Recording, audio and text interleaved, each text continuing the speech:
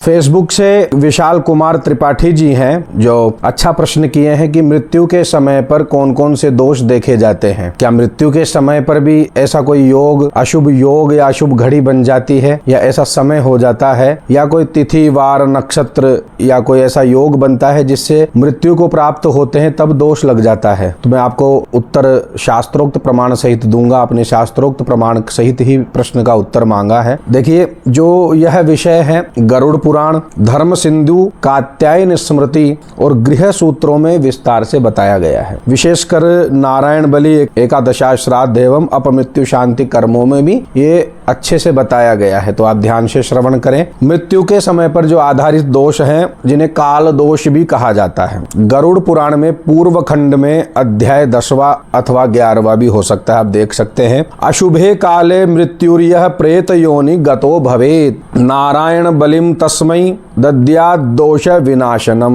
प्रमाण में स्क्रीन पर डाल दूंगा। जो व्यक्ति अशुभ काल में मरता है वह प्रेत योनि में चला जाता है। उसके लिए नारायण बलि कर्म आवश्यक होता है जिससे दोषों का नाश हो सके। अब कौन कौन से दोष माने जाते हैं मृत्यु के समय पर, वो भी ध्यान से श्रवण कर लेवें। अभक्त गति दोष है, यानी अनाथ बिना परिजनों के किसी की मृत्यु हो जाए उसको भी दोष माना जाता है। एक होता है अपमृत्यु दोष है, हाथ पैर टूटकर, दुर्घटना से, विष से, आत्महत्या करने से, जल में डूबकर मरने से, श्रृंगी नखी सींग वाले जानवर के घात से मरने वाले, नाखून वाले जानवर से घात से मरने वाले, दुर्घटना से, एक्सीडेंट से मरने वाले जो मृत्यु को प्राप्त होते हैं उनकी अधोगति हो जाती है, सदगति में बाधा उत्पन्न हो जाती है, क्योंकि वो किसी पूर्व जन्म के किसी न किसी दोष के कारण, पाप के कारण ऐसा भुगतान यहाँ पर इस लोक में इस जन्म में करते हैं। इसमें अन्यथा लेने की या विरोध करने की कोई बात नहीं है। किसी के साथ भी हो सकता है। मैं समझ सकता हूँ कि किसी के परिवार में यदि किसी की मृत्यु होती है, कारण कुछ भी हो, तो उस समय उससे ज्यादा दुखी कोई नहीं होता है, किंतु शास्त्रों का भी हमें अवलोकन करना चाहिए। शास्त्रों में जो विधि निषेध होता है उनका पालन करना चाहिए। और आपको मैं बता दूं,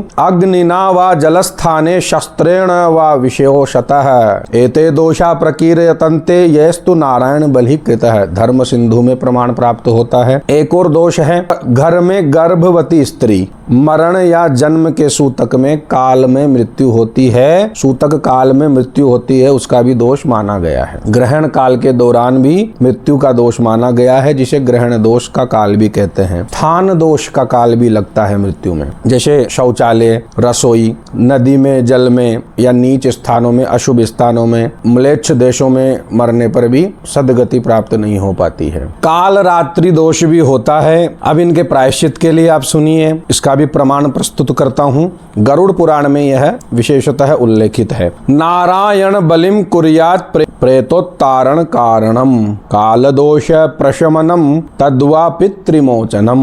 जो व्यक्ति दोष युक्त मृत्यु को प्राप्त होता है उसके लिए नारायण बलि ही एकमात्र समाधान होता है। एकादशाह जो श्राद्ध होता है 11वें दिन मृत्यु के उपरांत, जिसमें दोष शांति, प्रेत गति निवारण और आत्मा की गमन प्रक्रिया को सुचारू करने हेतु कर्म किया जाता है। अपमृत्यु शांति के लिए प्रायश्चित हवन इत्यादि भी होते हैं। ऋषियों के नाम की जप की महिमा भी होती है। तर्पण इत्यादि भी होते हैं। तिल तर्पण भी होता है, गोदान होता है, जप होता है। तो मैंने आपकी जो जिज्ञासा थी विशाल कुमार त्रिपाठी जी, वो शास्त्रों से ही लेकर, उनका ही आश्रय लेकर, उनकी ही शरण प्राप्त करके मैंने आपको प्रमाण प्रस्तुत किया है। आपका ये प्रश्न सभी के लिए कल्याणकारी रहेगा, सभी को जानकारी मिलेगी इससे, इसलिए ऐसे प्रश्न आप पूछते रहें, फॉलो करके रखें, सब्सक्राइब करके रखें, ताकि आपको आने वाली जो विशेष जानकारियां हैं वो प्राप्त होती रहे। हर हर महादेव,